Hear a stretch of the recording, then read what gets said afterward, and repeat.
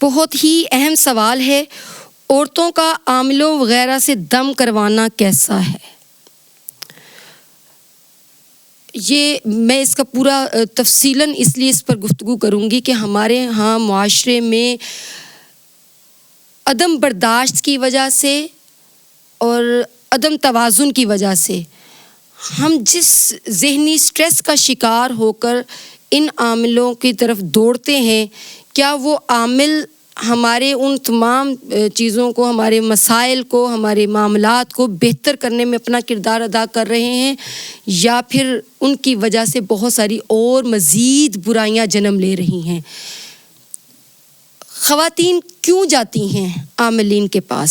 سب سے پہلے تو یہ سوال ہے۔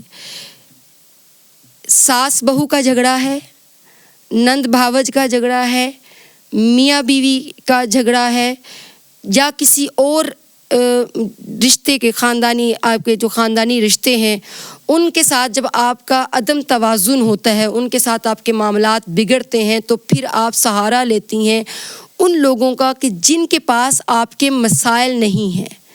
شریعت کے اندر، اسلام کے اندر آپ کو قطعاً جائز نہیں ہے کسی ایسے عامل کے پاس جانا کہ جہاں پر جا کر آپ اپنے ان رشتوں کے اور آپ ان کے پاس جا کر ان کو خراب یا درست کرنے کے لیے دم کرواتی ہیں۔ دونوں کام ہوتے ہیں نا، دم کرواتے ہیں، تعویذ لیتے ہیں، تعویذ گنڈے، دم، درود، اور پھر آپ دیکھتے ہیں میڈیا پر بے شمار ایسی ویڈیوز چل رہی ہیں، بے شمار ایسے مسائل اجاگر کیے جا رہے ہیں جہاں پر آپ جاتی تو اپنے مسائل کو درست کرنے کے لیے، دم کروانے، تعویذ گنڈے لینے کے لیے، مگر پھر وہاں پر جو برائیاں جنم لیتی ہیں کہ آپ کی اپنی عزت و عصمت بھی محفوظ نہیں رہتی ہے، تو پھر کیا فائدہ ہوتا ہے ان کے پاس جانے کا؟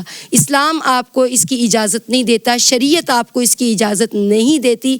ہاں، جو مسائل ہیں اگر آپ ان کو ان کی ریکوائرمنٹ کے مطابق پورا کریں تو آپ کو ان کے پاس جانے کی ہی ضرورت پیش نہ آئے۔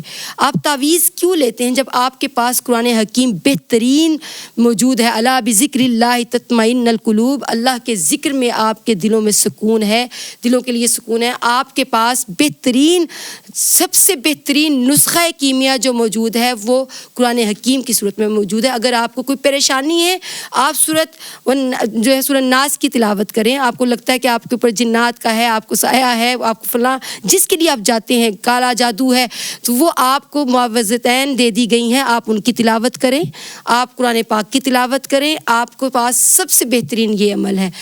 دوسرا جو سب سے اہم چیز ہے وہ یہ کہ آپ اپنے رشتوں کے تقدس کا خیال رکھیں، اپنے رشتوں کو احترام دیں، تو آپ کو ان عاملین کے پاس جانے کی ضرورت پیش نہیں آئے گی۔ بہرحال پھر کہوں گی کہ شریعت کے اندر عورت کے لیے اس کا سب کچھ اس کا خاوند ہے، اس کا شوہر ہے۔ آقا علیہ السلام نے فرمایا کہ اگر میں کسی کو سجدہ کرنے کا حکم دیتا تو سب سے پہلے بیوی کو حکم دیتا کہ وہ شوہر کو سجدہ کرے، مینز کہ اس کا پیر، اس کا عامل سب سے پہلے اس کے گھر میں اس کا خاوند ہے۔ اگر بیٹی ہے تو اس کا باپ ہے، بہن ہے تو اس کا بھائی ہے۔